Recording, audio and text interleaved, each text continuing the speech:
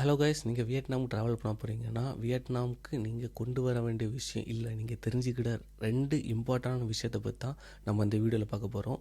First எதை பற்றி பார்க்க போகிறோம்னா கரன்சிஸ். வியட்நாமோட கரன்சிஸ் வந்து ரொம்ப கலர்ஃபுல்லாக இருக்கும், கேர்ஃபுல்லாக யூஸ் பண்ணணும், அதை பற்றி உள்ள இன்ஃபர்மேஷன்.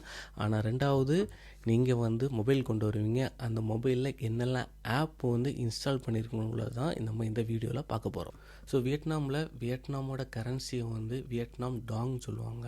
நம்ம இந்தியாவில் வந்து ருப்பின்னு சொல்ல மாதிரி வியட்நாமில் வியட்நாமீஸ் டாங். ஸோ அவங்களுக்கு இருக்க ஹையஸ்ட் அமௌண்ட்டே வந்து 500 VND. ஸோ இதுதான் அவங்களோட 500 VND. ஸோ அதுக்கப்புறம் அவங்களுக்கு 200, 100, 50, 20, 10, 2 and 1 இவ்வளோ தான் கரன்சி வந்து நீங்கள் வியட்நாம் ட்ராவல் பண்ணால் நீங்கள் பார்க்க போகிறீங்க.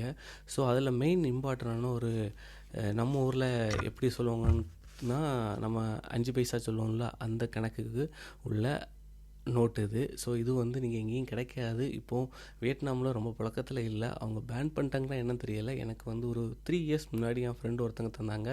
ஸோ அதை வச்சுருக்கேன் ஒரு 2 அணம்.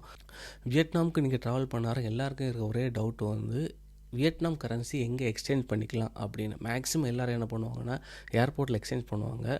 நீங்கள் எந்த கண்ட்ரிலேருந்து ஃப்ளை பண்ணாத இருந்தாலும் உங்கள் கண்ட்ரிலேருந்து கிளம்ப நேரம் வந்து உங்கள்கிட்ட இருக்கிறது வந்து என்ன கரன்சி இருக்குதோ அந்த கரன்சியை US$ நீங்கள் மாற்றிடுங்க. ஏன் நான் அப்படி சொல்கிறேன்னா, நீங்கள் வியட்நாமுக்குள்ளே வந்த பிறகு அந்த US$ இருந்தால் நிறைய இடத்துல உங்களால் கரன்சி எக்ஸ்சேஞ்ச் பண்ண முடியும். ஃபார் எக்ஸாம்பிள், நீங்கள் ஏர்போர்ட்டில் எக்ஸ்சேஞ்ச் பண்ண விருப்பம் இல்லை அப்படின்னா, நீங்கள் டாலராக இருந்தீங்கன்னா நீங்கள் வியட்நாமுக்குள்ளே வந்த பிறகு நீங்கள் எந்த சிட்டி வரீங்களோ, ஹொச்சிமின், ஹனாய் இல்லை ஃபுவோக்கையில், நீங்கள் எந்த இடத்துக்கு போனாலும் அங்கே வந்து மணி எக்ஸ்சேஞ்ச் இருக்கும். ஸோ அந்த மணி எக்ஸ்சேஞ்சில் நீங்கள் டாலர் கொடுத்தீங்கன்னா அவங்க ஈஸியாக கன்வெர்ட் பண்ணதுக்கு வாய்ப்பு இருக்குது. ஸோ நீங்கள் மற்ற கரன்சி, அதாவது Indian currency or any currency நீங்கள் கொடுக்குறாரு, அவன் கேல்குலேஷன் போட்டு கரெக்டாக தராமல் இருக்கிறதுக்குள்ளே இஷ்யூஸும் இருக்குது. ஏன்னா US$ வந்து எல்லா இடத்துலையும் காமனாக பார்க்கனால, ஸோ US$ கையில் இருந்தால் உங்களுக்கு எக்ஸ்சேஞ்ச் பண்ணுறதுக்கு ரொம்ப ஈஸியாக இருக்கும். ஸோ வியட்நாமுக்கு நீங்கள் வர நேரம் வந்து எந்த இடத்துக்கு போனாலும் சரி தான், அங்கே வந்து மணி எக்ஸ்சேஞ்ச் இருக்கும்.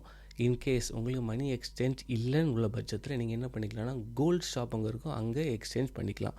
ஸோ அங்கே எக்ஸ்சேஞ்ச் பண்ண நேரம் கரண்ட் வேல்யூ எவ்வளோன்னு பார்த்து அதுக்கேற்ற மாதிரி எக்ஸ்சேஞ்ச் பண்ணுங்கள். ஏன் அப்படி சொல்கிறேன்னா, நிறைய இடத்துல வந்து எக்ஸ்சேஞ்ச் ரேட் வந்து ரொம்ப டிஃபராக இருக்கும். நார்மல் எக்ஸ்சேஞ்ச் டாலர்ஸ் எக்ஸ்சேஞ்சில் மணி எக்ஸ்சேஞ்ச் நீங்கள் போனீங்கன்னா அங்கே வந்து ஓரளவு 99.5% கரெக்டாக இருக்கும். கோல்டு ஷாப்பில் வந்து உங்களுக்கு கொஞ்சம் கம்மியாக தர வாய்ப்பு இருக்குது. ஸோ அதுலேயும் கோல்டு ஷாப் போகிற நேரம் வந்து எல்லா கோல்டு ஷாப்லேயும் பண்ண முடியாது. வியட்நாம் வந்து சில கோல்டு ஷாப் தான் கொடுத்துருக்காங்க. நீங்கள் எந்த கோல்டு ஷாப் போனாலும் அவங்க அக்செப்ட் பண்ணிப்பாங்க. ஆனால் நீங்கள் வந்து கேர்ஃபுல்லாக எல்லாத்தையும் செக் பண்ணணும். அப்புறம் இன்னொரு விஷயம், எல்லோரும் இங்கே வந்து என்ன பண்ணால் கிரெடிட் கார்டு இல்லை டெபிட் கார்டு நீங்கள் யூஸ் பண்ணுவீங்க. என்னை பொறுத்தவரையில் உங்கள் கையில் கேஷ் இருந்ததுன்னா நீங்கள் வந்து ஸ்பெண்ட் பண்ணதுக்கு ரொம்ப ஈஸியாக இருக்கும். ஏன்னா வந்து எல்லா இடத்துலையும் வந்து ஸ்கேன் பண்ணியோ இல்லை கார்டை வச்சோ உங்களால் பே பண்ண முடியாது. ஏன்னா நிறைய இடத்துல, ஃபார் எக்ஸாம்பிள் வந்து டனங்கில் நான் இருக்க நேரம் வந்து அவங்க ஸ்கேன், ஒரு பெரிய ஒரு ஷாப் தான், அவங்களுக்கு நிறைய பிரான்ச்சஸ் இருக்குது அங்கேயே, அவங்க வந்து கேஷ் ஒன்லி தான் எடுக்கிறாங்க. ஸ்கேன் பண்ணதுக்கோ இல்லை நீங்கள் கார்டு ஸ்வைப் பண்ணதுக்கோ முடியாது. So better, if you are travelling to Vietnam, better take the cash with you. Cash இருந்தால் நீங்கள் தான் ராஜா, நீங்கள் என்ன நினச்சாலும் வாங்கலாம், எல்லாமே பண்ணிக்கலாங்க. ஸோ அதனால் பெட்டர் நீங்கள் வந்து ஒரு கரெக்டான எக்ஸ்சேஞ்ச் போய் கரெக்டான இடத்துல நீங்கள் கரெக்டான மணியை ட்ரான்ஸ்ஃபர் பண்ணி வச்சிட்டிங்கன்னா உங்களுக்கு ட்ரிப் ரொம்ப ஜாலியாக போகும்.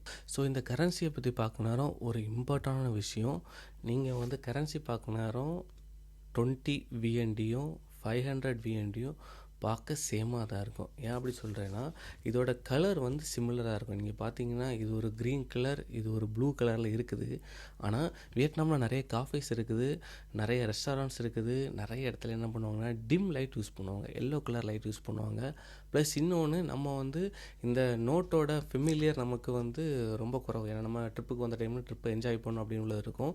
ப்ளஸ் நமக்கு வந்து இந்த கலர் தான் நம்மளோட வந்து மைண்டில் சேவ் ஆகிருக்கும். ஸோ நான் ஃபஸ்ட்டு வியட்நாம் வரனால இதே தப்பு பண்ணேன். என்கிட்ட ஒருத்தர் வந்து டாக்ஸி போயிட்டு வந்து அவருக்கு நான் வந்து 20 VND கொடுக்கணும். ஸோ அவங்க வந்து 20 VND என்ன பண்ணாங்க, எடுத்து காமிச்சாங்க. இதில் 20 எனக்கு ஈஸியாக தெரிஞ்சுது. ஆனால் நான் எடுத்து கொடுத்தது வந்து 500 எடுத்து கொடுத்தேன். ஓகேயா? ஏன் அப்படி சொல்கிறேன்னா, 2 கலரும் சேர்ந்துருக்க நேரம் ஒரே மாதிரி இருக்கும். ஸோ நீங்கள் வியட்நாம் வர நேரம் கரன்சி விஷயத்தில் கொஞ்சம் தெளிவாக பார்த்து எடுத்து கொடுங்க. லைட் இல்லைனாலும் பரவாயில்ல, டிம் லைட் இருந்தாலும் சரி பரவாயில்ல, நீங்கள் எடுத்து உங்கள் மொபைலில் இருக்க லைட்டை ஆன் பண்ணி, டார்ச் ஆன் பண்ணி கரன்சியை செக் பண்ணி கொடுங்க. ஸோ நான் எல்லாரையும் சொல்லலை, நான் பர்சனலாக இதை எக்ஸ்பீரியன்ஸ் பண்ணேன். ஸோ அதனால் உங்களுக்கு நான் இந்த விஷயத்தை ஷேர் பண்ணுறேன். இன்னொரு இம்பார்ட்டண்டான விஷயம், நீங்கள் வியட்நாம் ட்ராவல் பண்ணார உங்களுக்கு கண்டிப்பாக இன்டர்நெட் தேவை. இன்டர்நெட்டுக்கு நீங்கள் என்ன பண்ணுங்கன்னா, ஏர்போர்ட்டில் இறங்கின உடனே நீங்கள் இமிக்ரேஷன் போகிறதுக்கு முன்னாடியே நிறைய செல் கம்பெனிஸ் இருப்பாங்க. அவங்க வந்து அங்கே ஸ்டால் போட்டிருப்பாங்க. அதில் ஏதோ ஒரு சிம்மை நீங்கள் வந்து வாங்கிக்கலாம். அது வந்து 150 to 200 VND தான் இருக்கும். அதுலேயும் உங்களுக்கு 4G இல்லை 5G இன்டர்நெட் ஸ்பீட் கிடைக்கும். ஸோ அது வந்து ஜஸ்ட் ஃபார் இன்டர்நெட், வேறு எந்த பர்பஸ்க்கும் நீங்கள் யூஸ் பண்ண முடியாது. அப்படி யூஸ் பண்ணதாக இருந்தால் கூட நீங்கள் ஒரு ஆப் இன்ஸ்டால் பண்ணி, ஃபார் எக்ஸாம்பிள் வந்து வாட்ஸ்அப் இல்லை எங்களோட லோக்கல் ஆப் ஜாலோ இந்த மாதிரி பட்டதை நீங்கள் இன்ஸ்டால் பண்ணால் கூட உங்களுக்கு வந்து ஒன் மந்த் மட்டும் தான் நீங்கள் வந்து ஃப்ரீயாக ஆக்சஸ் பண்ண முடியும். அப்படி நீங்கள் வியட்நாம் நம்பரை கண்ட்ரி பண்ண உங்கள் பாஸ்போர்ட் இந்த டீட்டெயில்ஸ்லாம் கொடுக்கணும். ஸோ ஃபார் தட் நீங்கள் வியட்நாமுக்குள்ளே வர நேரமே என்ட்ரன்ஸில் இமிக்ரேஷனுக்கு முன்னாடி நீங்கள் வந்து பே பண்ணி ஒரு சிம் வாங்கிடுங்க. ஸோ உங்களுக்கு வியட்நாமில் எங்கே போனாலும் இன்டர்நெட் எதுவும் இஷ்யூ இல்லாமல் ஃபுல்லாக நீங்கள் வியட்நாமுக்கு வர நேரம் முக்கியமாக உங்களுக்கு தெரிஞ்சிருக்க விஷயத்தில் வந்து இந்த மொபைல் ஆப்ஸ். ஸோ நீங்கள் வியட்நாம் வர நேரம் நீங்கள் உங்ககிட்ட இருக்க வேண்டியது வந்து கிராப் அப்படின்னு ஒரு ஆப், ப்ளஸ் வந்து க்ரீன் SM அப்படின்னு ஒரு ஆப். இது ரெண்டுமே வந்து பேக் டாக்ஸி புக் பண்ண வேண்டிய ஆப்ஸ். ஸோ இந்த ஆப்போட ஸ்பெஷாலிட்டி என்னென்னா, வியட்நாமில் நீங்கள் எங்கே போனாலும் இதோட டாக்ஸிஸ் புக் ஆகும். ஆனால் நீங்கள் ஹொச்சிமின்ல இருக்க நேரம் வந்து க்ரீன் SM ஆப்பில் நீங்கள் புக் பண்ணிங்கன்னா கொஞ்சம் டிலே ஆகும். அது இது கிராப்பில் நீங்கள் புக் பண்ணால் உடனே உங்களுக்கு டாக்ஸி புக் ஆகும். அதே மாதிரி டானங் சிட்டியில் இருக்க நேரம் நீங்கள் கிராப்பில் புக் பண்ணிங்கன்னா டிலே ஆகும். அதே இது க்ரீன் SMல புக் பண்ணிங்கன்னா உடனே கிடைக்கும். ஸோ அதே மாதிரி நீங்கள் இருக்கக்கூடிய இடத்துல எந்த டாக்ஸி ரொம்ப ஓடுதுன்னு பார்த்து அதுக்கேற்ற மாதிரி நீங்கள் புக் பண்ணிங்கன்னா உங்களுக்கு கொஞ்சம் ஈஸியாக இருக்கும். ஸோ அதுக்கு பிறகு இருக்க வேண்டியது Google translator. So Google translator கண்டிப்பாக எல்லோரும் வச்சுருக்கணும். ஏன் அப்படி சொல்கிறேன்னா, இங்கே இருக்க மக்கள் எல்லாம் இங்கிலீஷ் பேசுவாங்க. நிறைய இடத்துல என்ன பண்ணுவாங்கன்னா வந்து அவங்க கரெக்டாக கம்யூனிகேட் பண்ண மாட்டாங்க. நம்ம பேச அவங்களுக்கு புரியாது, இல்லை அவங்க பேச நமக்கு புரியாது. ஸோ எல்லோட ஸ்லாங் டிஃப்ரெண்ட்டாக இருக்கும். அப்போ நீங்கள் என்ன பண்ணுங்கன்னா, கூகுள் டிரான்ஸ்லேட்டரில் உங்களோட லாங்குவேஜில் நீங்கள் டைப் பண்ணியோ இல்லை வாய்ஸ் மெசேஜோ வாய்ஸ் டெஸ்ட்டோ போட்டிங்கன்னா அது ஆட்டோமேட்டிக்காக வியட்நாமீஸில் ட்ரான்ஸ்ஃபர் ஆனால் நீங்கள் அதை அப்படியே அவங்களுக்கு காமிச்சிங்கன்னா உங்களுக்கு என்ன தேவையோ அதை நீங்கள் இங்கே வந்து ஈஸியாக அவங்கள்ட்ட வந்து வாங்க ஈஸியாக இருக்கும். ஸோ அதனால் கூகுள் டிரான்ஸ்லேட்டர் மஸ்ட்டை நீங்கள் வச்சுடுங்க.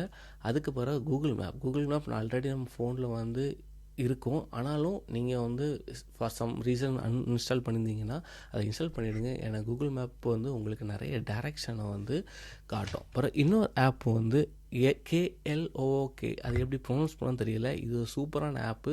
நீங்கள் எந்த கண்ட்ரிக்கு போனாலும் அவங்களோட ஹோட்டல்ஸ், டூரிஸ்ட் பிளேஸ் எல்லாம் புக் பண்ணதுக்கு ஈஸியாக இருக்கும். நீங்கள் எக்ஸாம்பிள் ஹொச்சிமின் வாரீங்கன்னா ஹொச்சிமினில் என்னெல்லாம் சுற்றி பார்க்கணும் இருக்குது அப்படின்னு எல்லாமே இந்த ஆப்பில் இருக்கும். ஆனால் இந்த ஆப்பில் நீங்கள் புக் பண்ணாங்க டேரெக்டாக போய் புக் பண்ணிங்கன்னா உங்களுக்கு இன்னும் சீப்பராக இருக்கும். ஃபார் எக்ஸாம்பிள் என்ன சொல்கிறேன்னா, நீங்கள் ஜைகான் ஜூன்னு ஒன்று இருக்குது. அந்த ஜூக்கு போனீங்கன்னா இது மூலமாக புக் பண்ணால் உங்களுக்கு 200+ VND ஆகும். நீங்கள் டேரெக்டாக போனீங்கன்னா வந்து உங்களுக்கு வந்து 60 to 100 VND தான் ஆகும். ஸோ அதுக்கேற்ற மாதிரி எல்லா இடத்துலையும் வந்து ஆப் சார்ஜர்ஸ் எல்லாமே இருக்கும். ஸோ அதனால் நீங்கள் வந்து ரெஃபர் பண்ணதுக்கு இந்த ஆப்பை நீங்கள் யூஸ் பண்ணிக்கலாம்.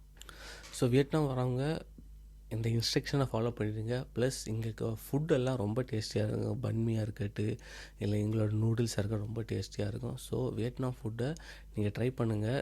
உங்களோட வியட்நாம் ட்ரிப் சக்ஸஸ் பெற வாழ்த்துக்கள்.